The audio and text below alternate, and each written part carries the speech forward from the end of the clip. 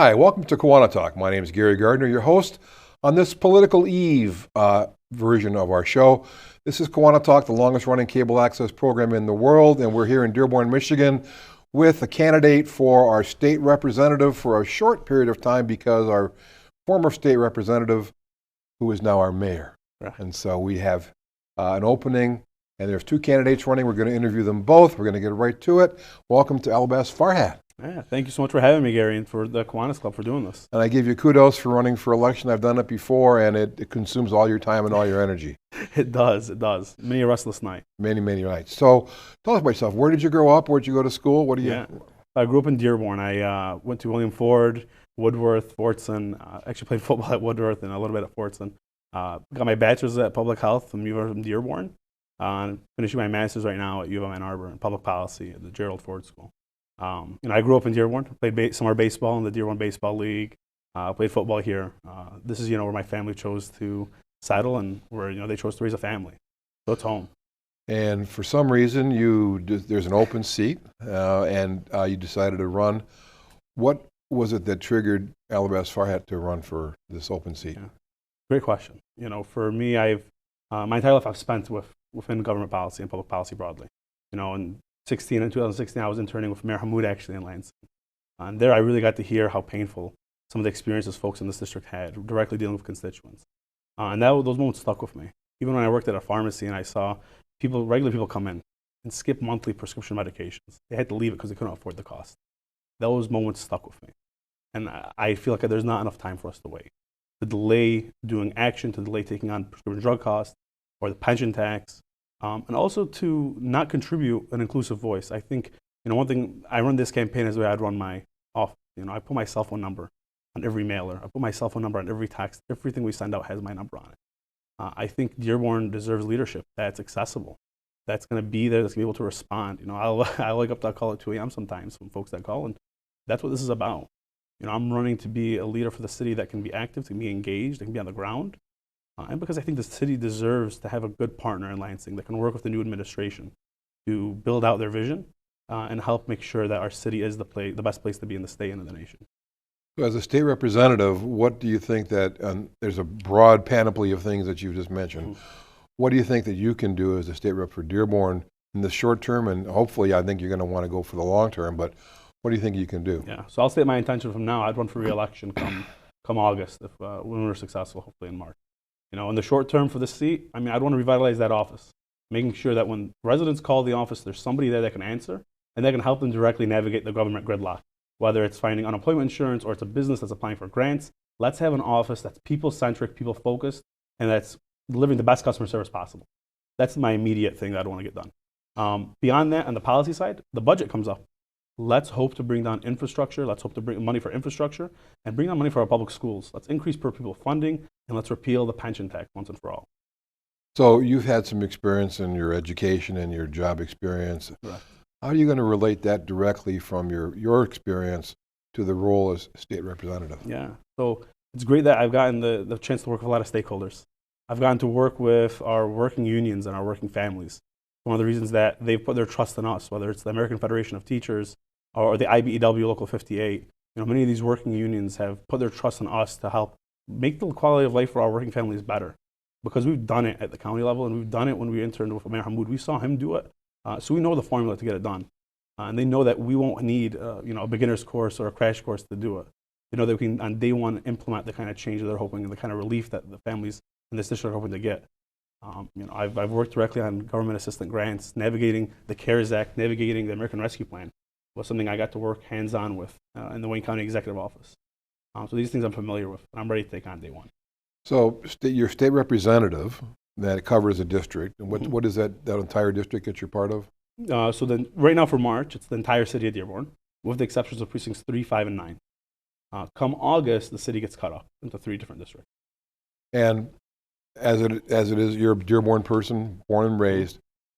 I'm very selfish for Dearborn. What Dearborn-centric things particularly do you think that you could focus on as a state rep? Yeah. And, all of that air pollution and green things, that's fine. But for Dearborn, Yes. What can you bring home for us? So I'll tell you, when it comes to, the pollution stuff, pollution doesn't know a zip code. it'll go anywhere. You know, our South End air quality impacts all of us. But specifically to kind of address, I think what you're referring to is our infrastructure. Let's invest specifically in the infrastructure in our city and work collaboratively and constructively for our neighbors. What does that mean? We flow downriver. About 38% of the water that flows through our sewers, particularly in 2021, was from the city. The rest was in the city of Dearborn. The rest was from the other communities that flow through the Rouge River in our area. We have to address that specifically to improve the quality of life for our city. As our city continues to grow, we can expect more concrete to be poured. It means more water sitting on our streets. It means more water going into our sewer system. So we have to address that. We can do that through things like investing in reimagining the Rouge River through our kind of collective partnership, implementing retention basins, rain gardens within homes. And at the state level, I would look to get funding for all of this. So the burden is not on residents, and so the city won't have to go look for another millage. The state's sitting on a $20 billion surplus. We can use a lot of that money to address these issues within this year. I believe we really can. Since you brought up rainwater and sewage and things, of course, there's been a huge problem, everybody knows, about the sewer backups in Dearborn. What, if anything, do you think you could do to help that particular issue for the city of Dearborn? Great point. There's a lot that we can do. One would be working with neighborhoods and working with residents directly, applying for FEMA grants for sewer backup preventers. These grants exist. Many folks don't know it, but if we have an office that's set up correctly, we can have them and help them navigate the application process. So that's the first thing we do. The second thing we do at the state is look at appropriating that money directly for infrastructure investment. We spent almost $500 million on the CSO project across the 5 or 6 years. Combined sewer output. Correct. Yeah. Combined sewer outflow. Looking at that project, we had to bond out for it for a number of years. That was a very expensive project. Now looking at what we can do at the state level with the surplus, is we can look at addressing some of these directly without having to go for a millage. And that's things, again, like building a retention basin. That's things like giving grants for municipalities to invest in permeable pavers, which is gravel compressed with steel grates, and that can absorb inches of rainwater per square foot, much more than regular concrete can. So you've got that issue. What other particular issues you see for Dearborn? The sewer issue, I think, is big for many people. They've had disasters multiple times. What's the other next biggest thing? Let's look at our public schools. You know, our teachers have been hit really hard. Our students have really been at a disadvantage, and there's a recent study done by On My Bridge that showed that learning on Zoom was not as effective as learning in person. And while we all may agree that sure we have to shift back, we have to do it safely. We have to find ways like bringing ventilation into schools so there's fresh circulating air. We have to look at it so where there's the teacher-to-student ratio isn't as high as it is now. But we do that by investing in our teachers and our personnel, increasing per pupil spending. And we can do that by using the money that's already been allocated to the state appropriately. Annually, the school aid fund has increased about $1.2 billion. But we take so much out of it to pay for tax credits and tax cuts instead of actually keeping it there. Keep the money there can help us increase per pupil spending by hundreds of dollars per student. There was an enormous amount of money allocated by the federal government for the pandemic relief. And you mentioned before a $20 billion surplus in the city. In the state. In the state. Yeah. But how much of the city's budget is there left over from the pandemic, and is that accessible? So the $20 billion sitting at the state level, of which about $15 billion is that money you outlined, the COVID money. That's from the CARES Act or the American Rescue Plan. There's also money coming down from the bipartisan infrastructure bill, should it be passed, and as well as from revenue increases. The state's general fund has increased in revenue, so does the school aid fund. So that money is accessible.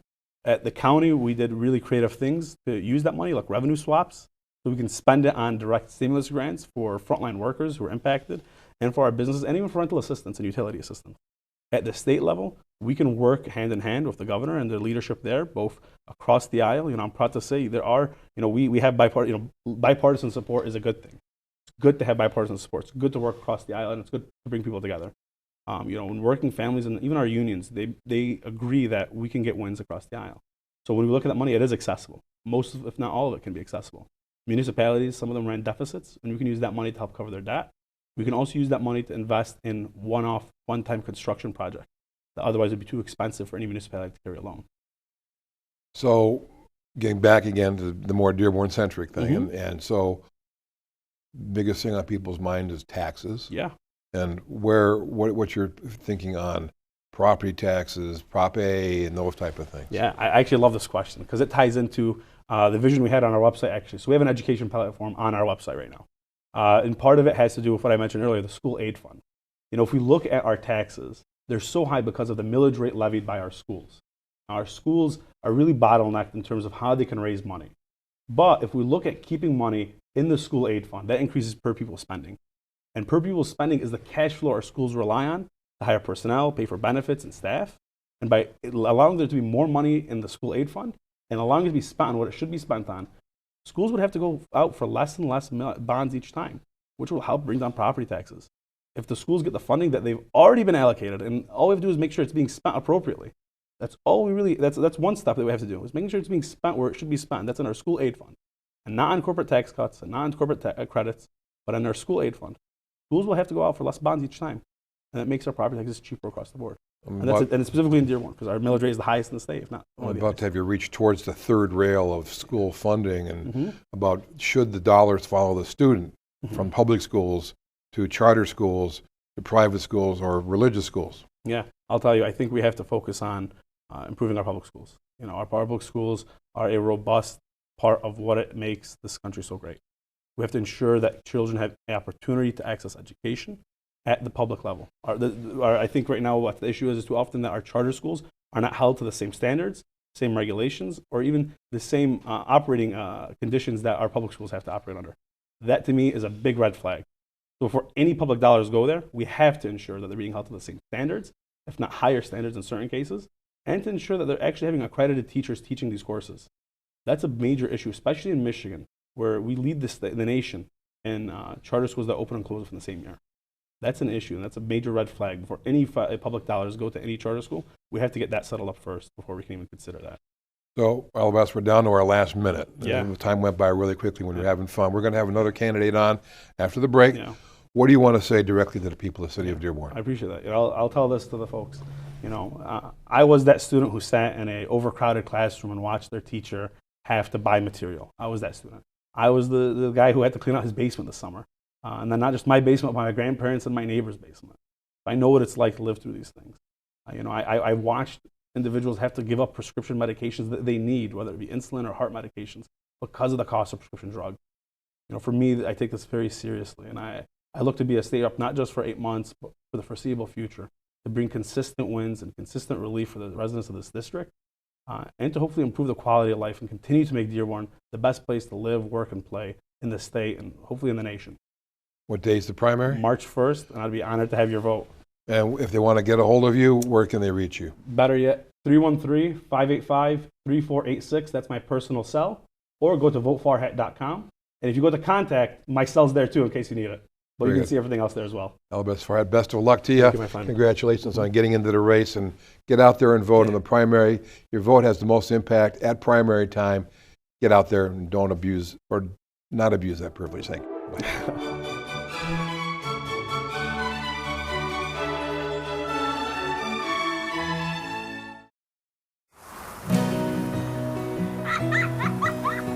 Look around, the changes catch your eye, and you come to realize one can make a difference. Reach out, stand out, find out what it's all about. See it all, stand tall, be there to catch them when they fall. Since 1915, Kiwanis International has touched millions of lives through thousands of service programs for children around the world. When you help one child, you help the world. Life is bigger than just one, but one can make a difference. Welcome to KiwaniTalk. I'm your host, Gary Gardner, and this political season episode coming up on a primary election for the open states representative seat for the city of Dearborn. And I have both candidates on. They're two Democrat candidates. Right now I have the pleasure to introduce a person I've known for a long time. And his name is Jeffrey Pepper. Jeff, welcome to the show. It's good to be here again. Good to see you again. Yeah. So there is an open seat. Our mayor, who was our former state representative, had to vacate the state rep seat when he became mayor. And now there's an open seat that takes you, the candidate from the election until January 1st. January 1st. It's a short term. So It is. A Well, lot tell of us- work to do in a short time. tell us about yourself. Where are you from? Where you been? Well, I basically lived in the 48124 zip code my entire life. There were a couple of forays to 48126 and 48128, but basically, since I've been 2 years old, I've lived in Dearborn. Lindbergh Elementary School, Adams Junior High, Dearborn High. I think I met you there at Dearborn High. Yes, if it I'm was not here. This mistaken. was here a while ago. Yeah, it was. And Michigan State University, go Green, and Wayne State University Law School. And what kind of work are you doing now? Well, right now I am a domestic relations mediator, which means that what I do is day in and day out bring people who are pretty raw, emotions run high, challenges are big, and I bring them together and allow them to resolve their case with some dignity and amicably. Open seat for state rep. Why is Jeffrey Pepper running for Dearborn's state rep open seat? So the story is, I was even unaware that there was going to be this election. It's not something that I've been planning to do for a long time. But then I read, hey, there's an election coming up, and like in a week, or a filing deadline in a week. I took a look at the candidates who had filed. I was unaware of not familiar with any of the names, and I thought, there's a lot to be done. That seat is silent right now. What's happening right now is the whole budgetary process is taking place. And by the time the representative from Dearborn gets involved, this budget is basically going to be done for 2023. But in any event, there's work to be done up there in those 8 months, and I thought, yep, I'm interested. And I want to serve my community. I've been here for a long time. I've been involved in many boards, many activities. I mean, this is 45 years of practicing law and 45 years of community involvement, and I thought, I can do more. I want to do it now. The issues that Jeff Pepper identifies as being important for Dearborn and state representative, and I'm Dearborn centric, so I'll say it's a Dearborn seat. What do you identify as the big issues that you would help Dearborn or Dearborn needs help with? So I break it down into macro issues and micro issues, and I'm going to call the Dearborn-centric issues the micro ones. What can I do specifically for Dearborn? Let's be clear about that. Infrastructure, as we know, is a problem. We found that with our sewers. There are other infrastructure issues that we can deal with. The one that I'm particularly interested in, and let's be clear, this is all about money, what we have available in Lansing, and I want to talk about the surpluses there in a minute. I think one of the, we obviously need to take care of the sewer situation so that we're not going to be confronted with this flooding again. I'm not an engineer, and I don't know what the answer is to that, but I assume that there are some engineers out there who can tell me what the answer is, what they need, and where we need to get it from. And I would rely on that. I'm not going to be a legislator who's going to go in with full knowledge of what I think needs to be done. I'm going to rely upon the experts to tell me what needs to be done. I'm going to rely on our city fathers to tell me what needs to be done, and I'm going to go do their bidding. Perhaps maybe the voters would have some input in what we think need to be done too. Well, hopefully the voters would have input by electing me. Okay. So that's the micro. Macro issues are, I can't ignore that climate change, in my opinion, is real. And it's basically, if we do not address these issues in a major way with renewable energies, we're going to be in serious trouble. At least my grandchildren are. And I don't want to see that happen. So, that's a big issue. I believe that gun legislation is an issue. And I'm most concerned right now about our democracy. This is the one that actually has me frightened. I'm not at all happy with what I see happening with the other party and how I believe it's been hijacked. And there's just an anti-democracy tilt going on. I think the petition drive right now in Lansing, I think it's anti-democratic. I don't know when it ever happened that for our history, we're trying to get people to vote. We want to get them out to vote. And now it seems that there is a group out there that is intent on making sure that people don't vote. I resent it. I want to do something about it.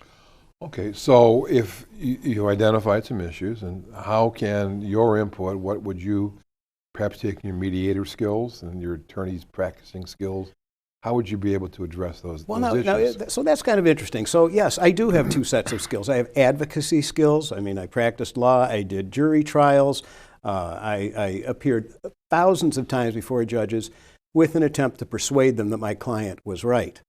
And usually my clients were right. So it was easy. But now what I'm doing is mediating cases and bringing people together, as they say, who are in very difficult and adverse positions. What the deal is, Gary, is that you know and I know that the first time you went into court, you were very good. But I know that the next time you went to court, you were twice as good as you were the first time. And by the 200th time and the 2000th time, you got that down. Same is true with mediation. My first mediation that I did, I was pretty good. But the 3,200 I've done since then have made me a much better mediator. It's you develop the antenna. You know how to look somebody in the eye. You know how to read the body English. You know how to understand what somebody needs and what the other person needs, and how you balance those two and get them to agree on things so that each of them get what they need. That's what the process of politics is about. There's a dichotomy of the people, though. You've got Democrats, Republicans, and it's not just looking one person, in the eye. You've got a whole block of people on your side, on people on the other side. How can one person, how would you be able to? What would you do to help that situation? Well, let's just look at it this way. I think if I could be wrong on this, but I think it's true that the winner of this race is either going to be the youngest state representative up there or the oldest. So I'd be the oldest if I go in there. And what I think is going to happen, if I can read this right, is that I'm going to be with some people who are legislators, Republican or Democrat, who are more or less my age. I would be older, but there would be people in their 50s and their 40s and their 30s. But what I will be dealing with are people who've done things like raise families, deal with school issues, private school or public, had watched their children in athletics, watched their children have their hearts broken, watched their children get injured, and pay mortgages and buy buildings and make decisions about education. People who have lived life. That is what I'm taking to Lansing, is that skill. And that's what the other people up there have. So a lot of what you're talking about involves money, and money comes from generally there's a budgetary surplus in Lansing. It's not going to last forever. There's the golden goose has laid its egg. But what happens with that particular funds, and then what happens going forward with taxes and funding for the things that our communities need and other statewide communities need? So the $15 billion of this $20 billion, $15 billion of it is ARPA funds, that additional funds that we have from the federal government.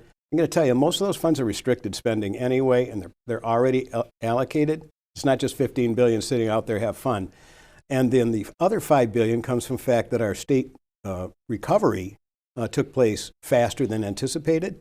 And so the state revenues were larger as a result of sales tax and fees and such. So we have $5 billion there. But here's what I don't think we should do. I don't think that we should, recognizing that this is a once-in-a-lifetime kind of opportunity here, I don't think what we do is cut our corporate tax by 35%, or even cut our personal income tax, which is a proposal out there, from 4.25% to 3.9%. I think this is actually foolishness to do that. This isn't going to happen again. It's not going to be replicated again. And we know from all these years past that usually we're confronting budget difficulties. So I think we should do what we did last year, fund the rainy day fund a little bit. And I think that we should make bold initiatives with the money we have left, such as broadband, investment in broadband. It's all going to be, Gary, about allocation of resources. Now, the governor has proposed paying teachers a couple $1,000 extra, retention bonuses or something. And okay, that might be a thing to do. Maybe there's some infrastructure issues here in Dearborn. I keep hearing about that, but I think our schools are actually in pretty good shape. We kind of invested billions of dollars, millions of dollars in this over the last 10 years. I think our schools are in good shape. But in any event, what it's going to be is prioritizing things. What if we had free broadband here in the city, around the state?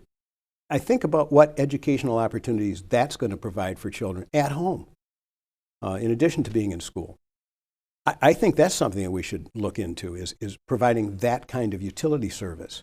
But that means that maybe there isn't going to be something else done. So it's going to be prioritizing, and I can tell you there are probably 10 or 20 great things we could do for our public school system that we're going to have to figure out. I can tell you the guy from Ishpeming may think that he needs a new parking lot at their high school there. And the guy from Dearborn may think that, we need another boiler at Woodworth School. I mean, I'm going to be able to trade, I think. We're coming down to our last couple of minutes, but the third rail of political talk is school funding. Does the money follow the child from public school to charter schools to private to religious schools? Well, I personally don't know anybody who sent their children to private school. Just kidding.